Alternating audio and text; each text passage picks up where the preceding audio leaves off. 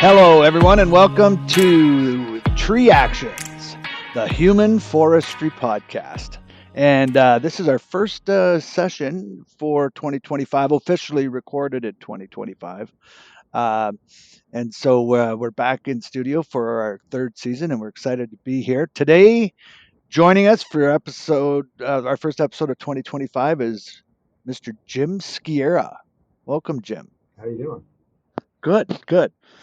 And I'd be remiss if I don't. I should also mention my trusty sidekick, Tony, our partner in crime.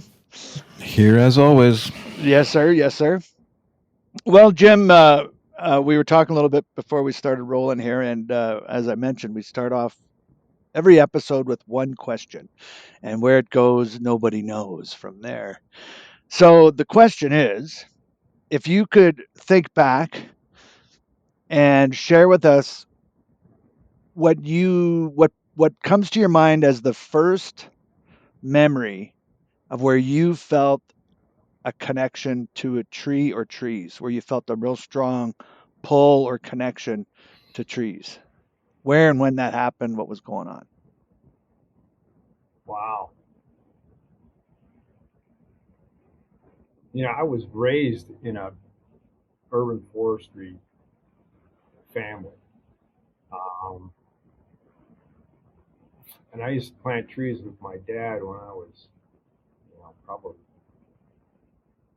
I don't think I can remember when I wasn't planting trees with my dad. It goes back that far. Right. Or I wasn't in the woods with him somewhere, looking at Right. trees or Yeah. something like that. So it's been, so probably, I don't know. Yeah, I would say in my childhood with my dad and my mom, planting trees in different locations in the yard, at different people's homes. My dad had a little landscaping business on the side. He was the city forester for the city of Milwaukee. Not when I was little. He worked up to the ranks. He started out as a climber. So I could probably remember planting trees probably when I was 5-6 years old. Wow. Now I'm 69, so a long time. So, with your dad being, you basically being second generation, what other firsts or memories do you have that relate to trees that goes back to that connection? Oh man, so many. I bet. I think it was.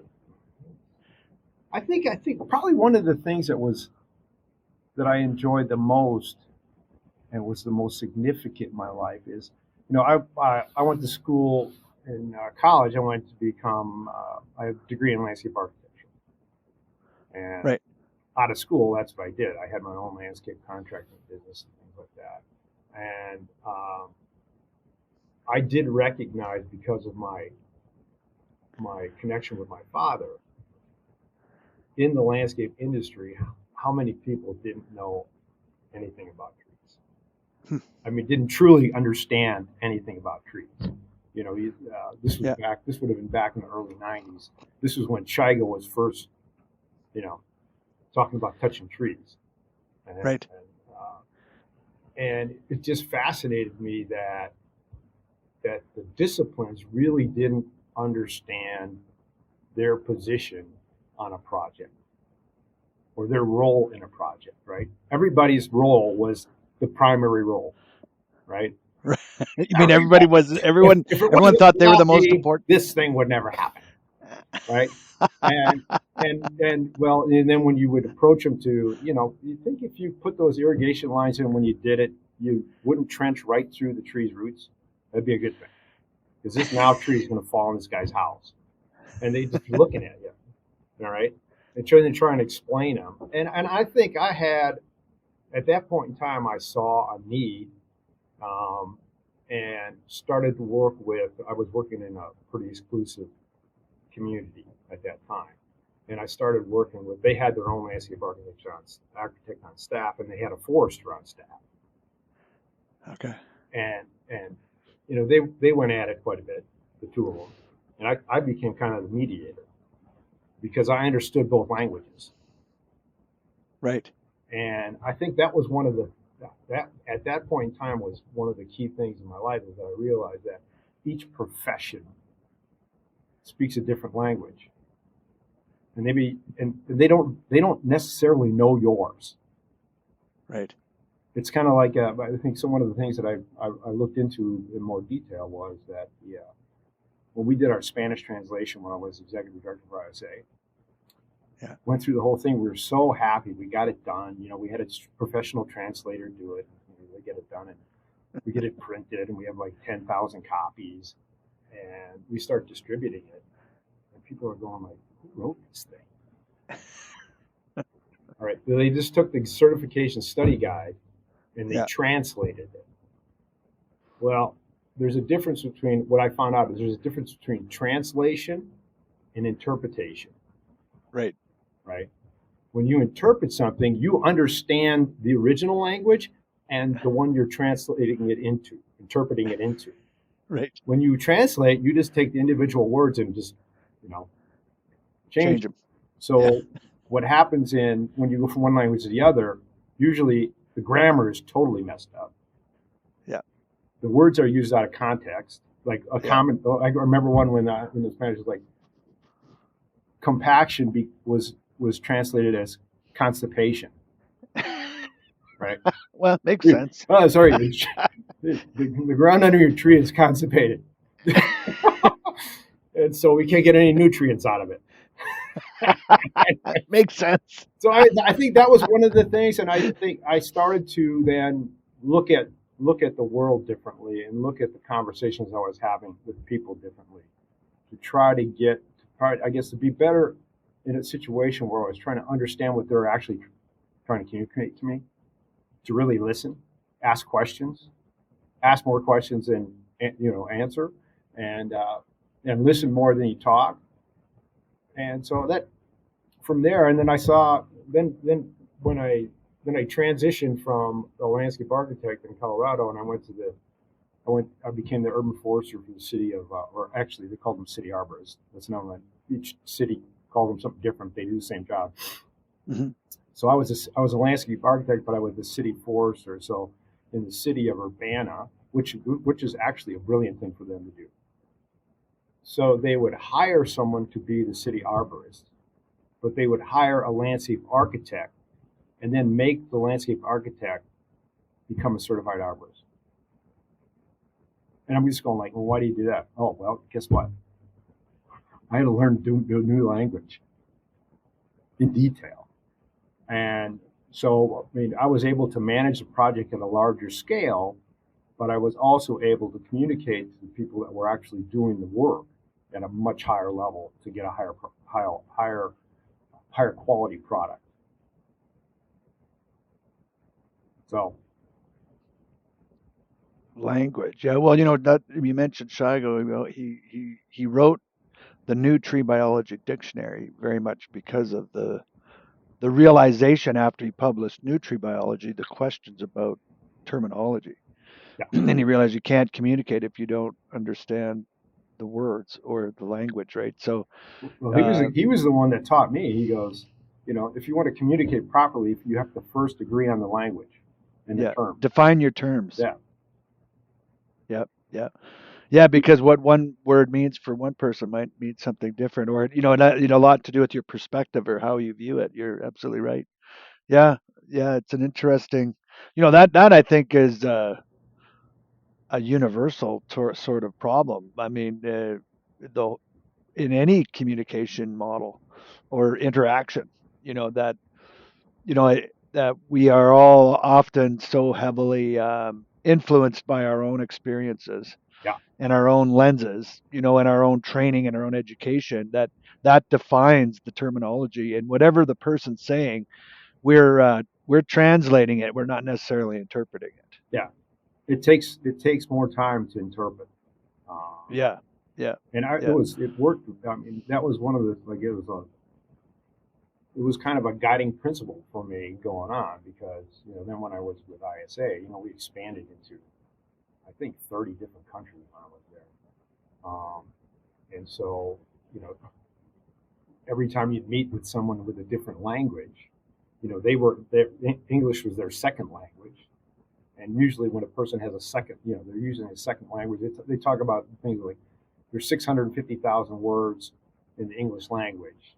The normal person has command of about 50,000 if they're very fluent. They've gone to college, 55,000, right? Well, someone that has just learned it and it's a second language, they may have 4,000 words in their vocabulary.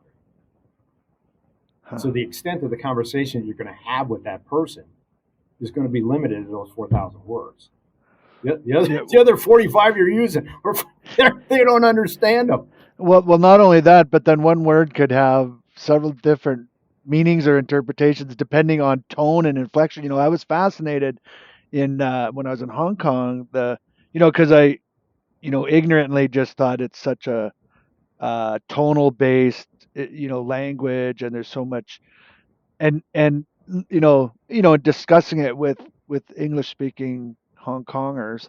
I don't know what they go by, Hong Kongians. Anyway, they I come to find out that English is probably the most tonal and inflection and like emotional based language there is. Like how the same phrase can be said five different ways with different voice, not just your voice but also your face, Yeah. and completely changes the meaning.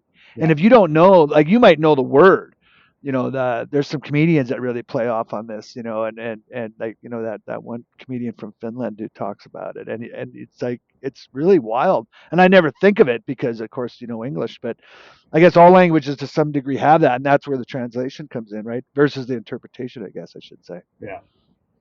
Yeah, and even in trees, I remember when you first started traveling, doing chainsaw training, just to name one, what a notch is called. Notch. There's some people don't even know what you're talking about when you call it a notch. They people call it a gob. Yeah. That's what they call it, a gob. It's like, what the hell is a gob? But it's a notch. You come to find out if you listen and interact enough, and really, I think a lot of that comes down to respect when you're interacting with someone. Yeah. Having that respect to honor their view and their opinion, and take the time to understand it. Because if you don't and react out of ignorance, then it doesn't usually go the best. Yeah. No, that's exactly it. I mean, and that so when I was a city arborist, I joined the Illinois Arborists Association, and I got involved with them, and that was the year that they were holding the annual conference. And Okay. and they were looking for volunteers. And at that point in time, the ISA had lost their insurance on the tree climbing championship. So there was one on. So they're asking for volunteers to look for insurance and take over the event. And I was like, nobody's raising their hand. Like, who wants to go and get some insurance, right? They figured, well, it can't be that hard. I mean, they had it once. So I raised my hand. And I'll tell you what, that was one of those times where it required me to learn a little bit more. And because I got involved with it and I had to learn this new language, I realized, particularly in the tree climbing industry, it was at that point in time, we didn't have the internet. Right. And we didn't have, it really, for the climbers, there was no conference. Right? They didn't really have, there was nothing that focused on those safety and the tree aspects like that. A little bit at TCI they had, but it wasn't a big, that was before they were putting trees up and all that kind of stuff. And, right.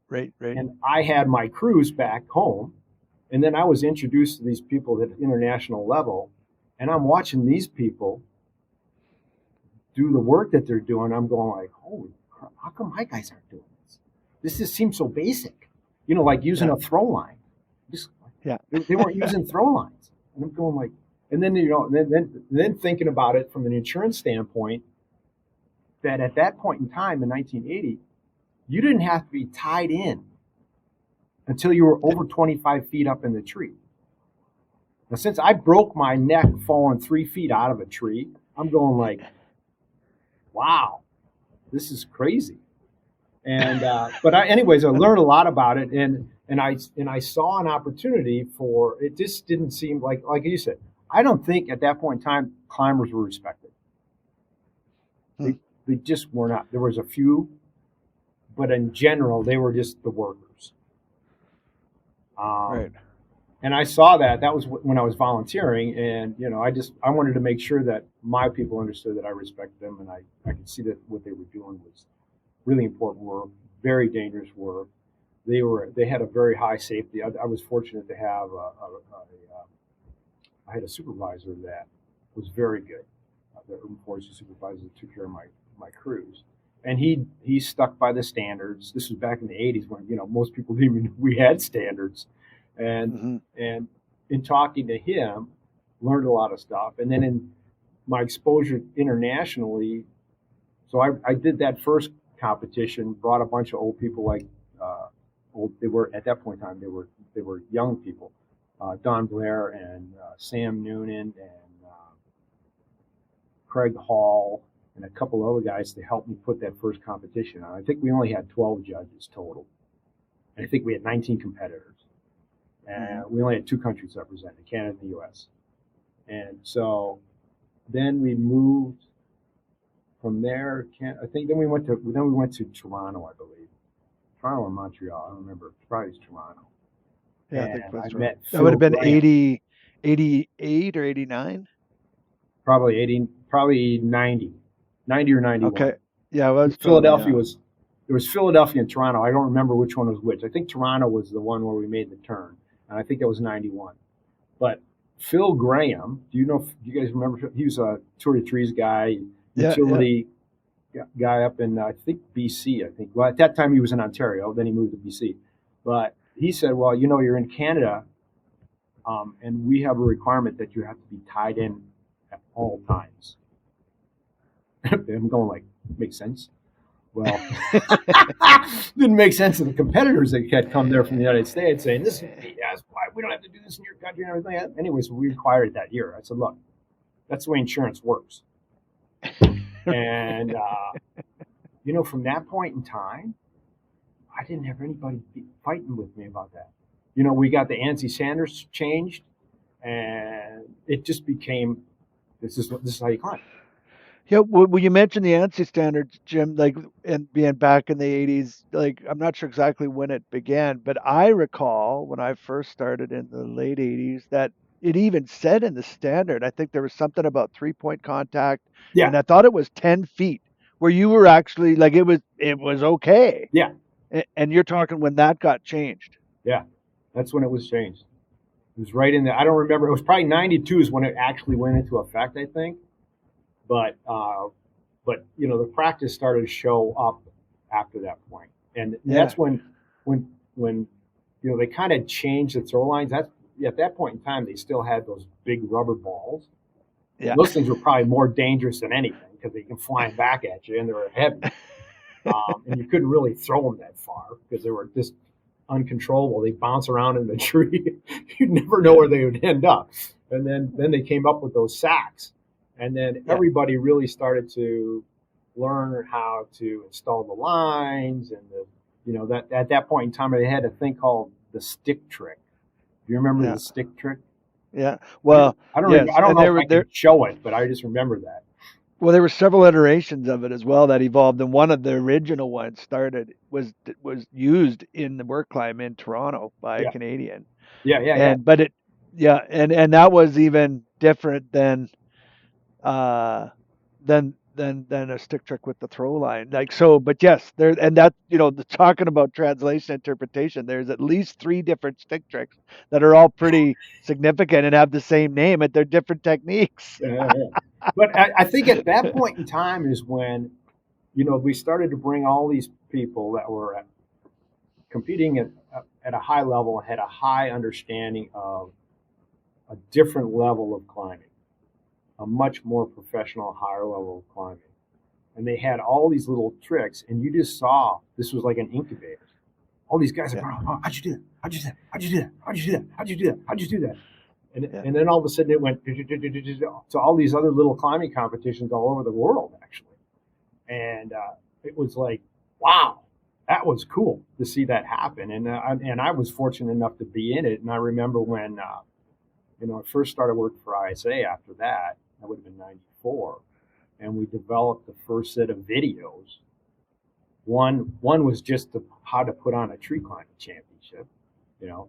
And then the next one was kind of that Arbor Master series and how that just took off. And then, you know, then all these training companies showed up, and people really started to spend more and more time on understanding the safety aspects, how to, you know, learn new techniques, learn when to use those techniques, learn when not to use those techniques, and, you know, just how to be much more productive and manage the risk of a highly dangerous job at a much higher level. I mean, it just took off from there. I mean, the guys like you, Dwayne, and Tony, I mean, you guys just, man, I don't know if the industry ever thanked you for what you guys did, but it was just amazing to see the transition. Well, you know, there's this thing of right place, right time, you know, and the right person, and you know, there was several people that were fortunate enough to hit that renaissance. I think would be a good word to describe it. Yeah, You know, and the internet was a huge part of it, huge part of it. Um, Innovation, you know, and then even you know, it just I don't know. I guess maybe the industry it was you know saw a different peak too in its growth, but it was all connected in an interesting myriad of ways. You mentioned risk, and I think that's part of it too. Is safety and risk, and there was some pretty, you know, in all these cases, the change came about as a result of a serious incident. You know, so yeah, unfortunately. you know, people falling and getting hurt is what made the changes happen, which is always interesting. You know, pain creates change. But you mentioned I didn't. Something caught my attention. You said that you had fell 3 feet and broke your neck, and I think you said out of a tree. Yeah. And you just kind of skimmed over that. What happened? I don't think I know that. So this is when I was executive director. Um, and I was, Wow. and the crazy thing is I'm pretty sure that was the weekend I had come back from a Z 130 Z131 uh, meeting in Washington D.C. And I came home. It was a Saturday, and I was pruning my peach trees in my front yard in the spring. Okay. It was March, and I had one of those orchard ladders. Yeah. So I'm thinking, okay, I'm going to be safe. I'm on this orchard ladder, and I put everything up, got it all like that. Taking my time. I had pruned 12 trees. I was on my 13th tree. I was just finishing up, Lucky and 13. I went through. I got all the trimming done, and what happened is as I was trimming, a couple of the smaller branches fell on the ladder below me. So I'm going, okay, take your time, bend down, get the twig out of the way, and I bent over to get that twig down, and the ladder just went. Sorry, it just flipped. It just flipped on me, and I went head first into the ground. Boom. Fortunately, I had my hard hat on, or my helmet. I had a Wow. helmet on. I did not have a hard Right. hat. I had a helmet on, right? So I Yeah. had a chin strap and everything, and landed, and I'm just laying there, and I'm going. First, start with my toes. Okay, I can feel my toes. Because I knew I hit hard, and felt my hand, and all of a sudden I'm looking up, and Colleen's looking down at me, my wife. She goes, "Are you okay?" I go, "I think so." You're going to the hospital right now.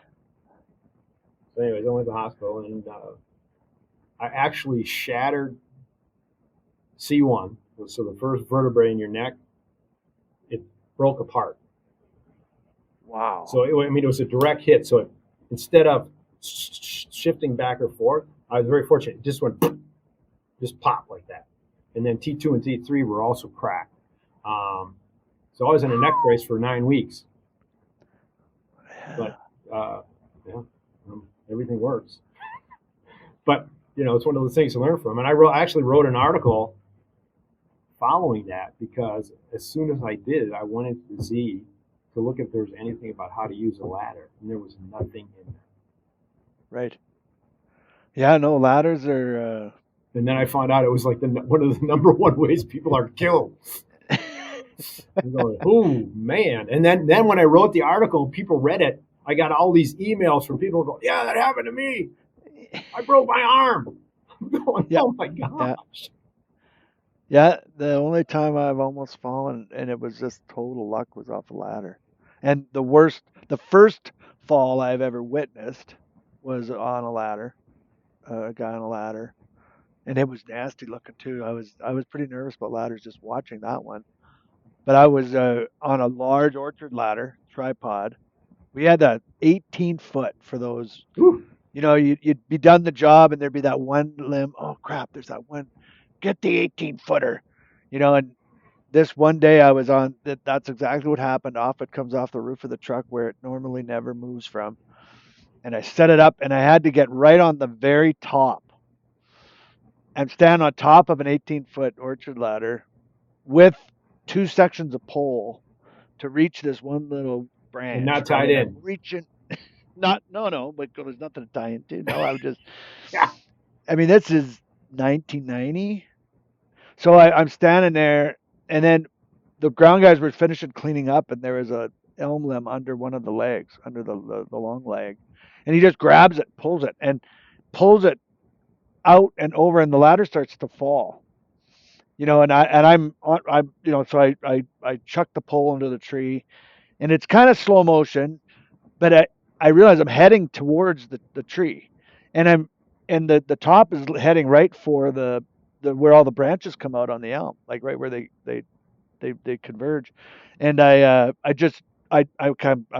saying, okay, I got this, and as soon as it was about to hit the tree, I just stepped off into the tree, and the ladder kept going, and I stood in the tree, and I never actually fell. But there I was. I went from the ladder to the tree, standing in the tree. The ladder makes its crash. Everybody realized what happened. I'm up there waving at them like, "Look, I didn't fall." Nailed it. Just total luck, like.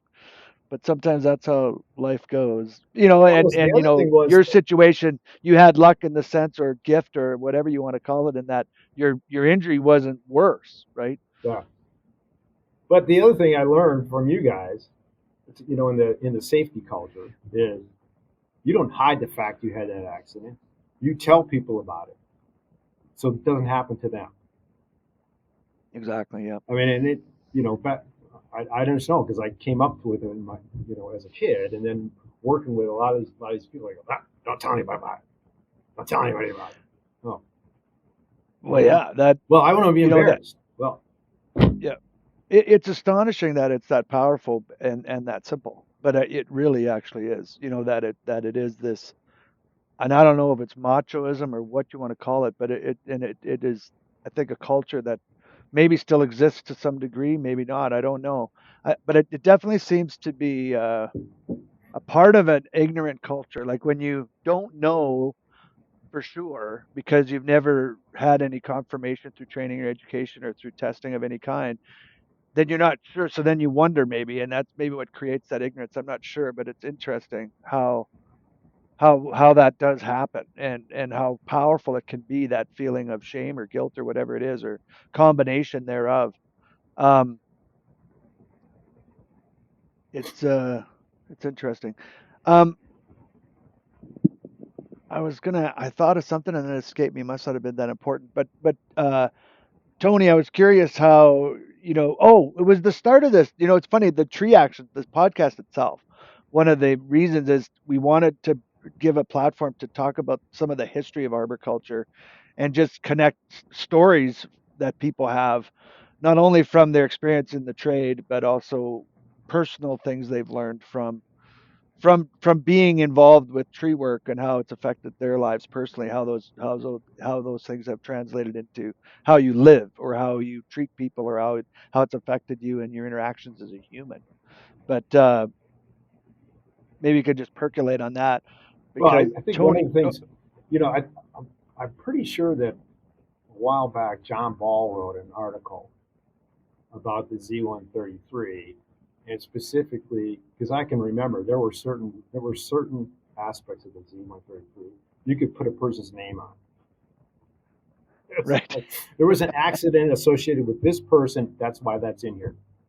Right. Many of the things, and the same thing in the tree climbing championship rules. I Right. was intimately involved in that, and there were so many of those rules. I go look at it and I go, I remember that one. That was Yeah. 1990. Got to put that one in there. I think, in fact, now they even start putting dates in on when the Of the changes were changes. made. Yeah. Yeah. And you remember when you first were in the tree climbing championship, how short the little tiny book we had. Yeah. And Yeah. the thing that's interesting, if you look at it really close, if you can go back and get those things back to the 80s, you take the tree climbing championship rule book and the Z and you put them next to each other.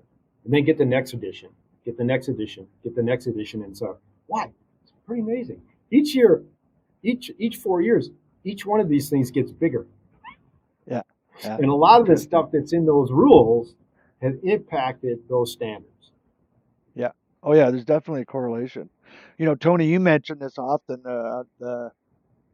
I can't remember exactly how you put it. I think there's a direct line in your progression of your career from the competitions to where you're at, sort of thing.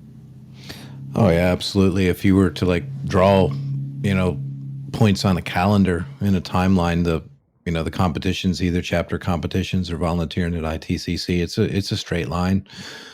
It's just the people I met, the skills I gained. There's a lot of it just, yeah, like, because I think I got out of the service, bummed around for a while. I think the first competition I went and watched might have been 98, 99. I mean, I knew about the competitions beforehand because my father's involvement, but I saw that, and then I think the first one I volunteered at was 2000, and that was in Baltimore.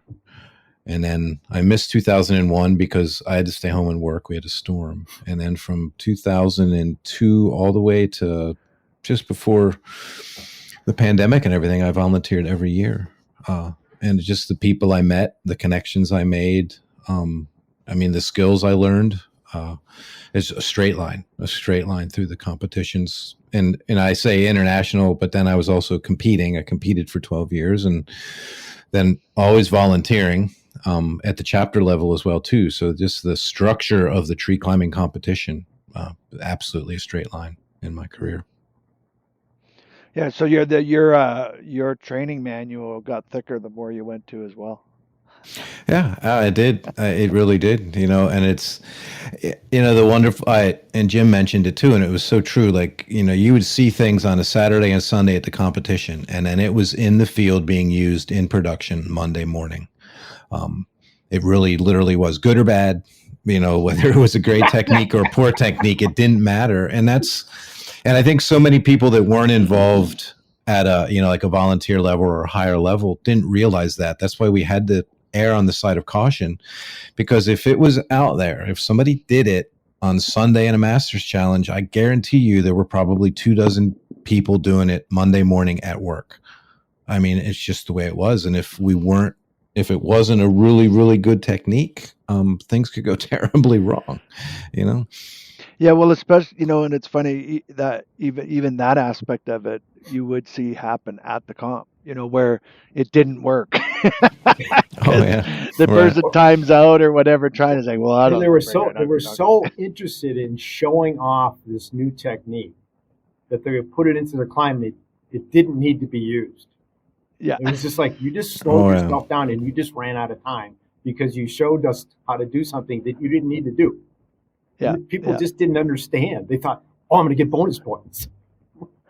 Well, it's funny, doesn't it go back to almost the same thing about why we don't talk about our accidents? Yeah. The need to I don't know, it's interesting, because there's wanting to help and then there's wanting to show, and they're related, but they're not the same. I think, as a trainer, what I've learned is when I start telling stories about the things that I screwed up and how things that went wrong for me in a group of arborists, that's when they start to open up too, even if it's just small things. I mean, I've been very fortunate in my career that I haven't had major injury, but I've broken sidewalks, I've crushed driveways, I've dented cars, I've done I often joke, I'm really good at sidewalk repair, I'm pretty good at roof repair, gutters I'm really good at. These are co-careers I've had as an arborist.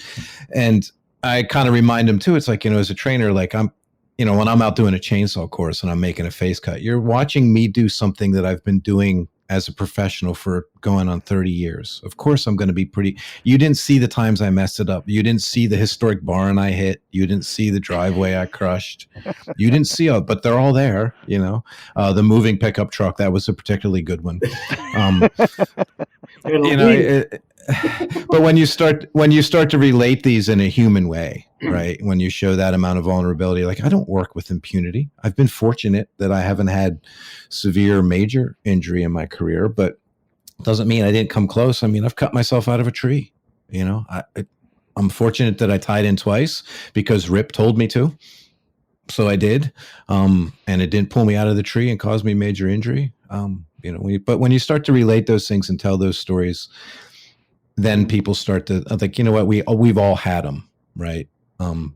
You know, like, you can't be cast in stones at glass houses. You know, we've all had those incidences. That's I think that's again, you guys have been really good at getting people to understand that, getting people to have these conversations about the screw ups that they had and learning from each other. And it's really, I mean, it's just made such a wonderful culture in that aspect of arboriculture that I don't see in any other aspect of arboriculture. I mean, there's a special culture in that climbing arborist area of the industry that's just different than anywhere else. But I mean, a lot of these guys have had life experiences where, you know, something pretty bad has happened. But they see them open up, especially some of these guys. Like I used to talk about my good buddy. It's terrible to get old. Bruce Smith, right? Yeah, right. I mean, I said Bruce was like he's like a burnt marshmallow, right? This big crusty dude on the outside, just gooey as can be on the inside. I mean, when he starts talking, you know, just the emotion that would come out of him, it was just like marshmallow coming out of a crusty marshmallow. And there's so many of the guys that are in the industry that are like that. They're just on the side. You see them like that, and then all of a sudden you see them almost break down into tears when they start talking about an incident that they were in when someone else got hurt.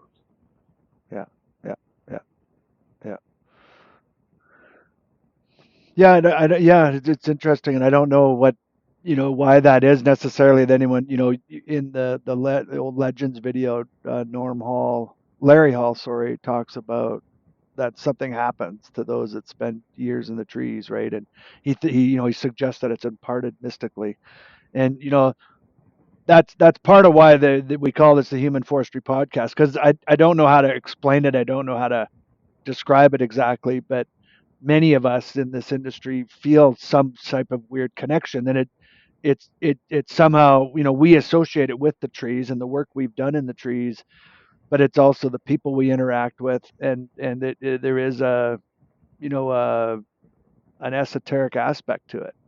I don't know how you know, you spend time in the woods. You're a woodsman, I would say, an active outdoor enthusiast. Do you feel that like something happens in the trees that, or just in that environment, and or have you ever pondered of what that is or how it occurs?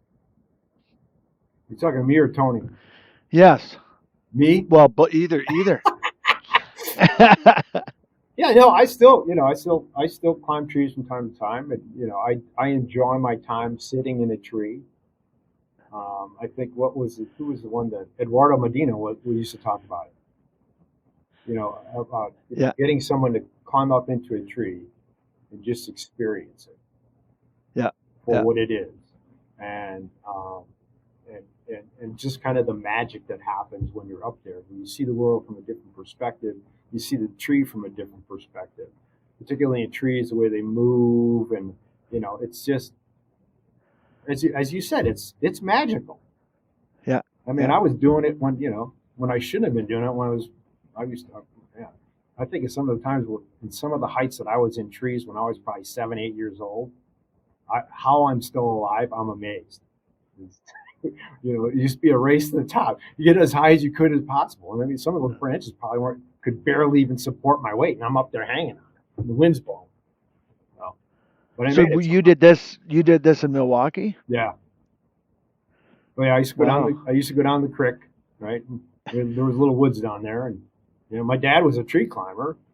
He would, he had ropes and stuff. I didn't have that stuff. I would just climb up in the tree, Yeah. Yeah. hang out. Yeah.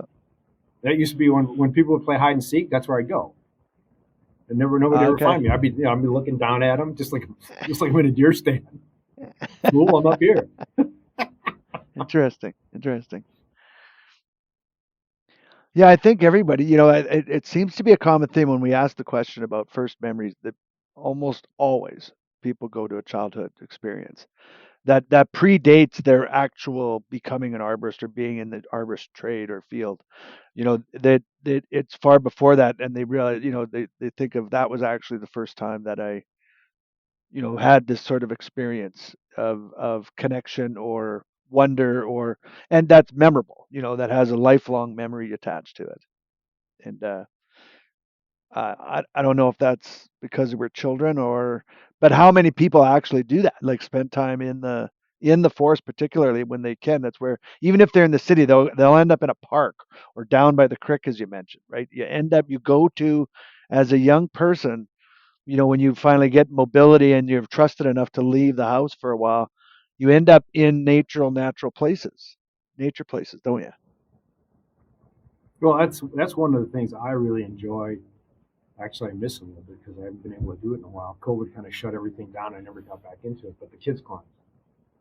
Yeah, Especially when we'd have them hold them in the park, and we'd be doing it with kids that have never been in trees before. right. And you put them up in a tree, and you just see the expression on their face.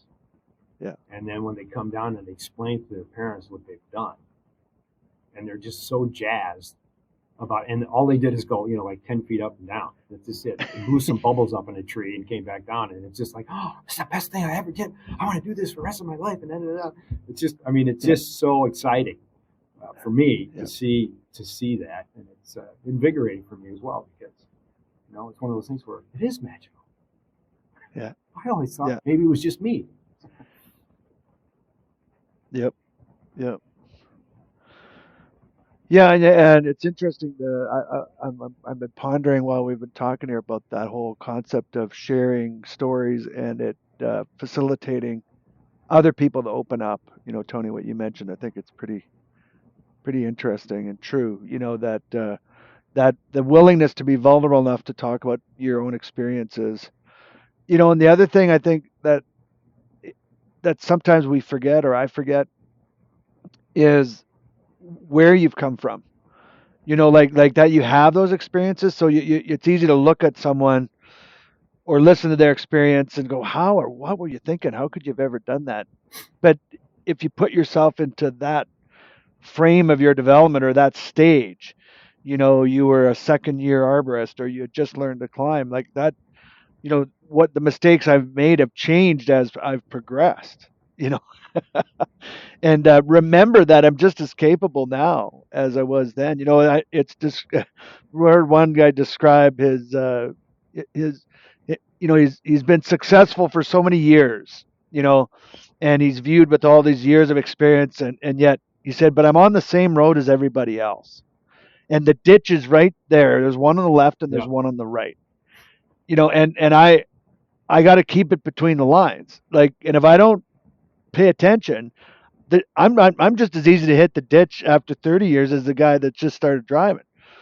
Like, because the ditches haven't changed, the road hasn't changed. no, I'm still driving, yeah, and I got to be careful because if I lose focus or say I after all these, I could still hit the ditch and have a big crash, right? And I thought it just really somehow connected in my brain. It's like, yeah, let's remember, just because you've been driving this long doesn't mean the ditches aren't there.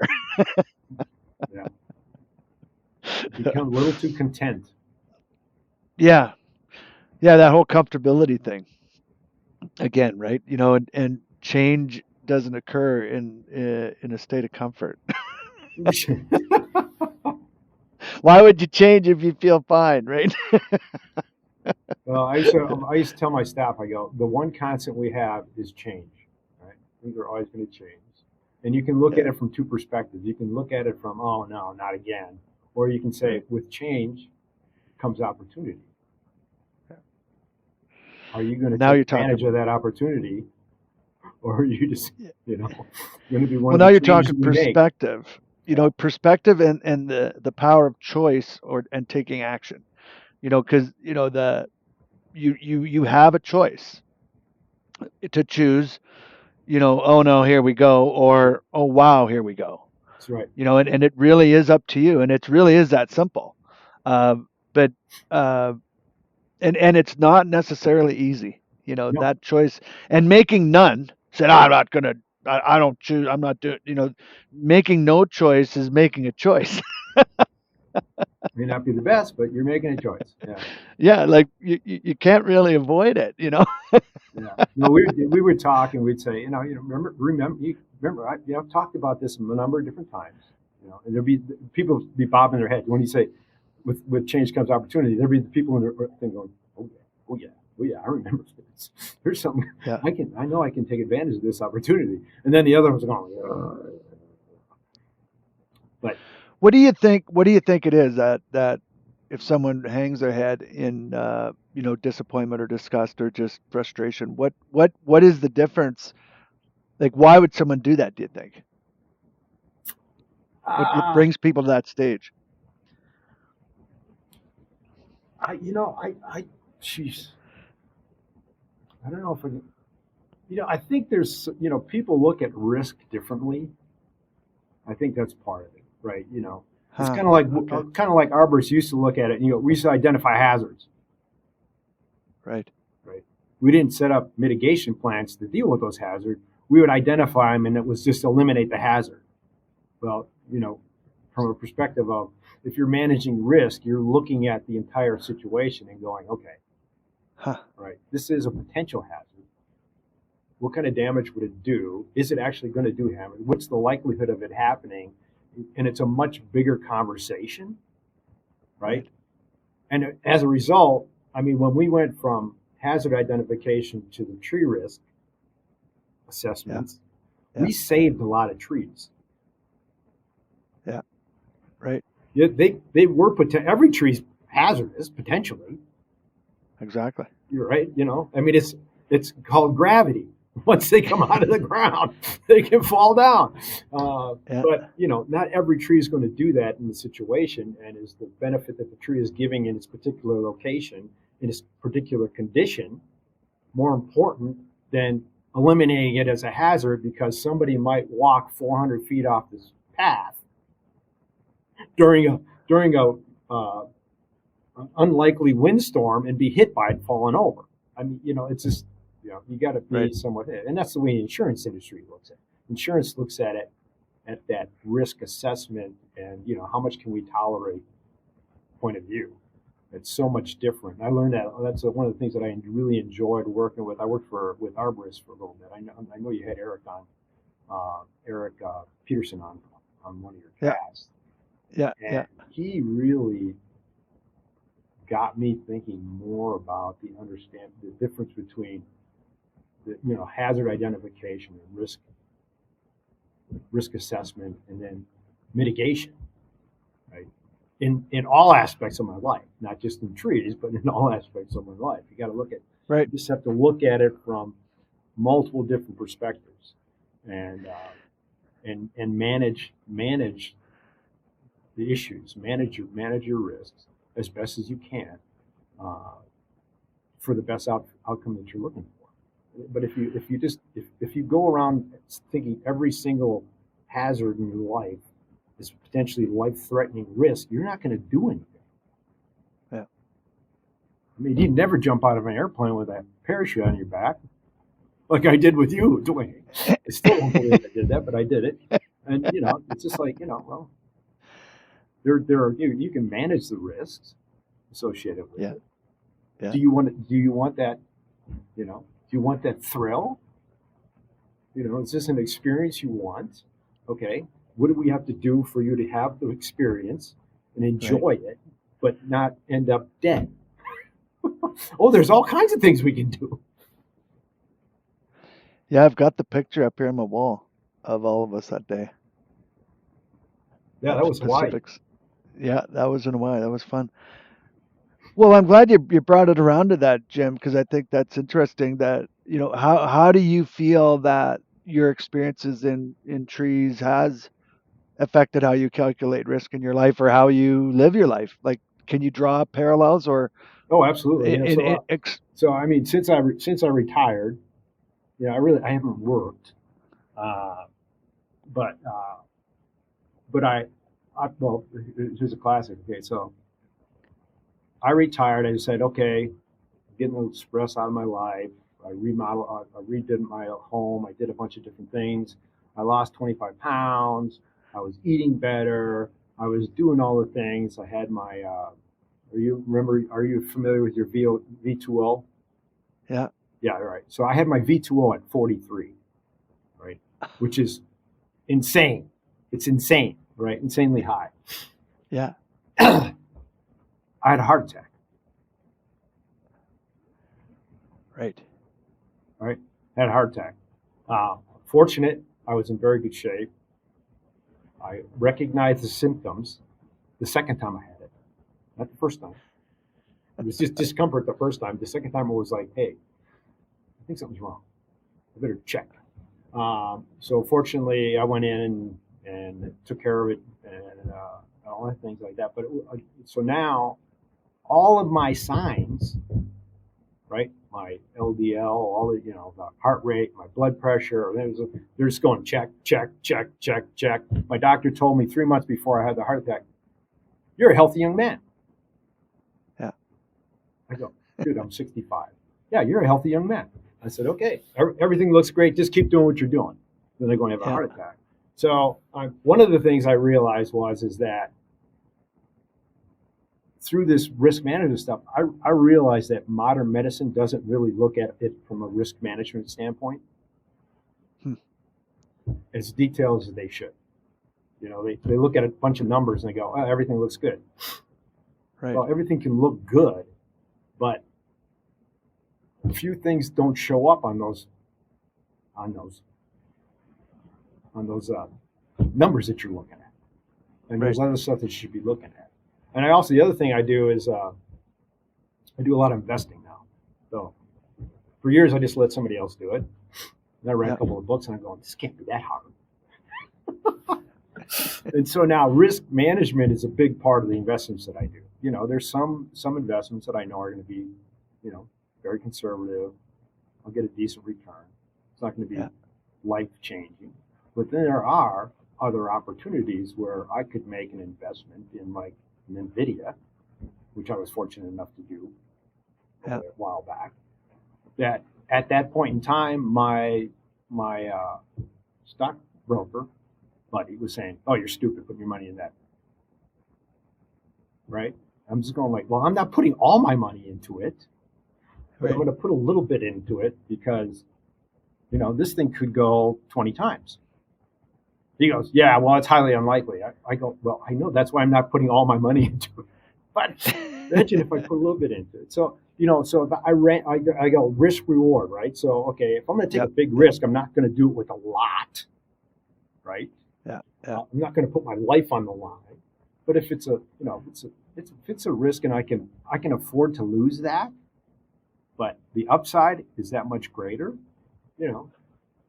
So now I spend time kind of looking for those opportunities, and there are some that just gone, yeah, just what my stockbroker told. But if you look at it from a bigger picture, if you do, you do 20 of those, the likelihood of you hitting one of the big ones is probably you might get two out of that. right, Um, but the next 10, you might get double, right? And then the yeah, last 5 or 8, you might lose everything. right, Well, if you average that all out, you're actually ahead of the game by yeah, quite a bit. yeah, And so, I mean, that again, this is all stuff I've learned from you guys and things like that, and then just take that information I got from all these different sources and kind of apply it to something different. But it's very much the same, right? interesting. And you feel like tree work or what you've learned being involved in with the trees, it has helped show you that or teach you that. Well, with the trees Like, and the people in the tree industry, right? right, Like, right, like say, you know, I when I worked at ISI, we had a lot of different consultants that came in right. for businesses and stuff like that, and I can't remember one that did not compliment the attitude, the sharing attitude of the people that volunteered for our organization. Right. They would all say, "I've never seen anything like this before. I've never seen anything like this." You know, we know Paul Harder. You remember Paul Harder? He was Yep. executive director before I was. I Yep. actually hired him to do some. I hired him as a consultant, and he eventually became the executive director. But Yep. I hired him as a consultant. He got involved with us, and he came from corporate big business stuff. And when he saw what our volunteers were willing to do, he said, "It changed my life. I never realized people would be willing to do this kind of stuff." Yeah. And I think that's one of the things that's special about, and other people can say their industry is special, but I really truly believe it's special about this profession. You think that it draws that type of person more? You know, because you know, you don't hear a lot of trades, and I know I'm calling arboriculture a trade. I believe it is when it's not officially necessarily recognized all places as such. But you know, there's this profession, this trade, this science art combination work that people get into, but also that has recreational aspects around it. Like, you know, like if you compare other typical trades, carpentry, plumbing, electricians, bricklayers. You know, you don't find the same. I don't know of brick. Maybe there is competitions for that stuff. I don't know. Like I know that rescue has competitions, and high angle people do, and I know that even landscapes have some competitions for landscape stuff. But um, it seemed, you know, but I have to be careful. I'm looking at it from my lenses. There certainly Well, seems to be a lot of it though in tree I care. think the unique thing, and I think it goes back to the I don't know, maybe it's the life threatening thing, but like, as I said, the thing that I saw that was unique about the tree climbing championship in particular was that people were sharing those stories, and they were trying to they were in a competition, but they were there for the education. You know, and I think that's the thing that was unique about what was going on at the tree climbing championship. You would ask so many people, you know, the guy finished last. Did you have a great time? Oh man, I learned so much. You know, at the end of a football game, you lost. And the guy said, "Oh yeah, I learned so much." No, they don't say that, Right. right? But that's the thing that was unique and magical about what was going on there. And then I would see during competitions, I would see guys borrow people their gear. Yeah. Yeah. You go, here, this guy's competing against you. He goes, yeah, I don't want him to get hurt. Here, this is like, this is phenomenal. You know, Yeah. you just Yeah. never saw anything like it. I could think that's why it became so near and dear to me the whole time that I went to it. I mean, I think I went to my first competition in 1988. I didn't miss a competition until I left in 2017. I went to every single one. Yeah. Plus North Americans, chapter competitions, European. I just loved being around that group of people and seeing what they were doing and Yep. learning from them and just seeing, like I said, seeing that sharing attitude and seeing the respect they had for one another. Even though they were competitors, there was always a respect for one another for what you did. Well, not always. You know, you get every once in a while you get somebody who was kind of a little goofy, but for the most part, everybody was Yep. very giving, very very respectful, and Yeah. it was just No, a I unique. agree. There's definitely something about it. You know, and it's funny because when I was down and we were coming back from New Zealand comp and conference, I was down there for that. I was fortunate enough to be invited. And on the way back, we were flying back through Hawaii, and we stopped in December. I think it was December in Hawaii, anyway. And we decided to spend a week because our plane was laid over, and what the heck, we're there. And we go to the beach, and unbeknownst to me, we'd landed right on the week of the World Surfboard Championships. Like it was it was happening that weekend, and we got there on the Wednesday or something. And it started Friday night, and all the surfers were showing up to practice, and they were setting things up, and they were putting up booths. It was like, and I didn't realize at first, and I started realizing this is like comp. Oh, and there was all, then the media started showing up, and it was the first day of competition, and I walk up, and we're watching the surfers, and they're announcing stuff, and it's happening, and it's the World Surfboard Championships that happen every year because the waves are bigger and they're coming anyway.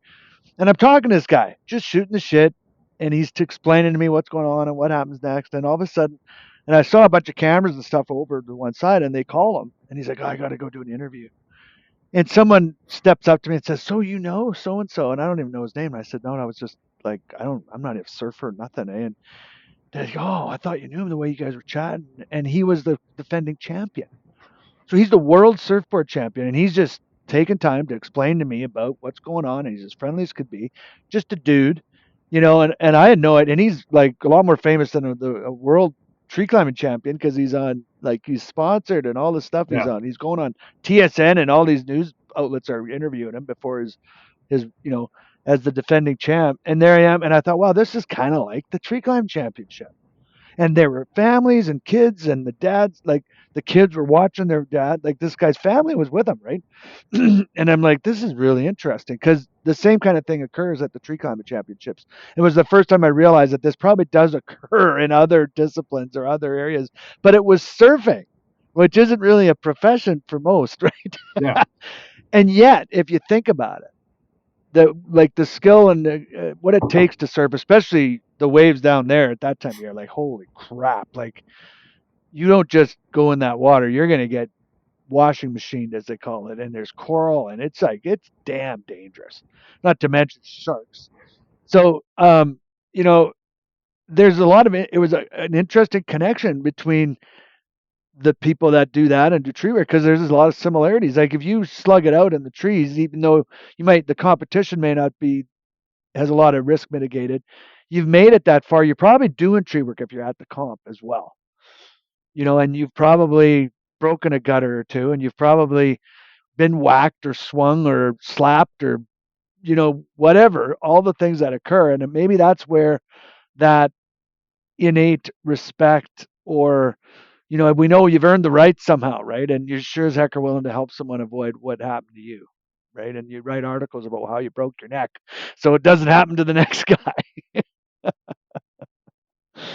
Yeah, it's a fascinating thing. And I think it's a lot more about human nature and tree nature and whatever nature than it is about anything else. But I haven't figured it all out yet. And it's part of what I would hoping to expand by having this podcast and chatting with people about it.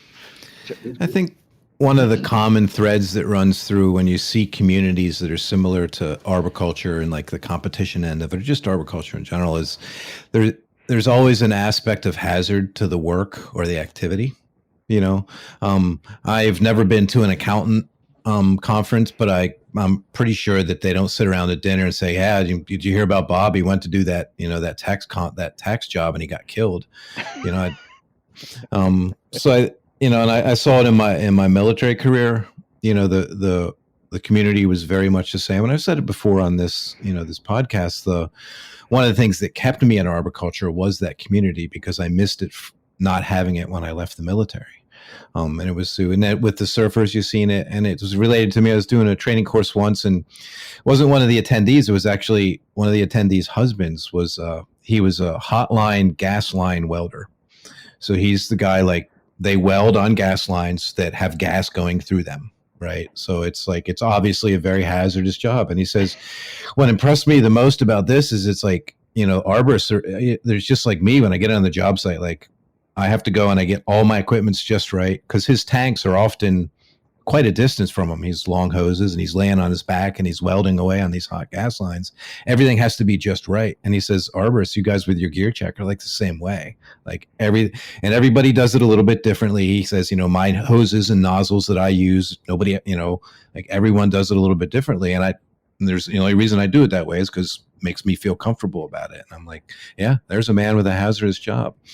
He also had a good story too. He says he's not doing it anymore. And I said, well, why'd you quit? He said, well, one day I'm down there and I'm welding and I had to wipe some shit out of my eyes. So I look over to my left and that kid's like 20 years younger than me. And I look to the kid on my right and he's like 25 years younger than me. He's like, I gotta get out of this job. Like this is, it's what I'm like, that could be a realization. Maybe I should have done that earlier in my tree care career. Look down and go like, I just yelled and they didn't get my movie references. Maybe it's time to retire. I mean, I'm up there going, I love the smell of tree work in the morning. It smells like victory. And they're looking at me like, what the fuck's wrong with it? Get out of here. You don't get the reference. Get off my job. Yep. Yep. Yeah, no, that could be it. That probably has a lot to do with it. The the risk activity demands respect. When you know there's something you're doing that could kill you because others have died, and some of them are people you know, um, or people very close to then it commands respect, and with that comes that sense of connection. I think. I don't know. It's interesting. It's pretty obvious why it would happen in the military. Yeah. Well, I think it's like the people, like not everybody can do tree work, right? Not everybody can climb a tree, and do the type of work. And it's people that have to be willing to accept a certain amount of risk, like you were talking about earlier, Jim. And not everybody can do that. Not everybody's willing to do that. And that takes a personality type, I think, that lends itself to wanting those communities, right? To wanting that interaction. And I know when I first started doing the competitions, one of the biggest benefits for me was just like, because there were a lot of tree companies in Lancaster County, Pennsylvania, but none of them were a lot of, a hard hat was a rare sight, right? I mean, we literally had Amish guys with extension ladders and bow saws, like topping trees. But when I got to the competition, I'm like, look, I'm not alone. Like there's other people that really care about this profession and want to do it well and want to get better at it. They don't want to just get a new aluminum extension ladder and a sharper bow saw. And it made me realize that this could be a career, right? That I could, I could get to a certain point and then I could go even further. And it just, that was for the competition for me as a professional was great for that. And then that community that formed around it. And I say the competition, but I should really clarify that. Say more because the competition was the big thing, but we get together at the conferences, all those things was just, the culture of it was wonderful. Yeah, definitely. Yeah, I mean, when I talk to people, they ask me now, what did you do? And I explained to them I was the executive director of International Arboriculture and did certification. It was a global thing, and they global. Like, yeah, there's people that work on trees all over the world, and it's a profession, and and they're going like, oh, that sounds fascinating. It's just like you went to Japan and talked to people about this. Yep, I went to Singapore, went to Japan, New Zealand, and all over Europe. Yeah, there's people talking about this all over the place. Yeah, really? Boy, I would have never thought that. Yeah, there's still awareness out there there's still more awareness to be had, and I don't know when it'll ever stop, but it's definitely getting more people are aware, I think, more and more, but there still is that and you still have the diversity, you still have the spectrum, the certified arborist down to the pickup truck and a chainsaw and a storm, and I got a chance to make some money. And some of those actually filter through into the funnel, right? And they end up making a career of it, and some just, make a few $1,000 in a summer. And that's the end of it. And then some of them break something or leave or die, which also happens a lot more frequently than people are aware as well, as we are, so it's interesting. Jim, what do you think? You came in as, an architect, a struggling architect, opening his arborist eyes into ISA and helping ISA through quite a transition. And what's the next 20, 30 years? You think of your career, I think, when your 30-year span, if we're lucky enough to watch the next 30, where's it gonna go? What's gonna happen? Do you think? Are you talking about my life, Well, or were you talking? well, I was going to see what your prediction for arboriculture was, but yeah, Oh, your life would be good too. my prediction for arboriculture is, um, I wow, I've been out of the mainstay for about 8 years now, but I still keep in contact with some people. I really see, there's like the culture is starting has changed over the lifetime that I've put into it, um, in a good way, and a lot of the things that are happening from a safety perspective and things like that. The so and I can't imagine going forward that there's not going to be an increased need for people in this profession, just on what needs to happen, I guess, to right the ship that we call Earth, right? I just hope we can keep up with it, and that we can continue to engage people, and keep them engaged in the profession, because there's just so many other distractions out there. And so I think for the people that are in it, that are engaged, it's going to continue to be a good quality career, and it'll probably become more important as we move through the thing, and as we move into the future. And I think it's going to become more important in other parts of the world as well, just from what I saw when I was there, and the changes that I saw in places like Hong Kong and Japan and Singapore, and just in the short periods of time that I was with those people, and how that profession was elevated within the communities that those people lived in. So I can imagine it's not happening in other areas as well. Does that make sense? What am I going to do? Yeah. I got 4 grandkids now. So you got a bunch career. of That's my career right now, taking care of my grandkids. you got a bunch of saplings. Yeah, I got saplings. We've got, each year they, when they were all born, we planted a tree for them, and then every year Arbor Day we go and make sure they water it and they check it out, and we measure them up against the tree to see how things are going.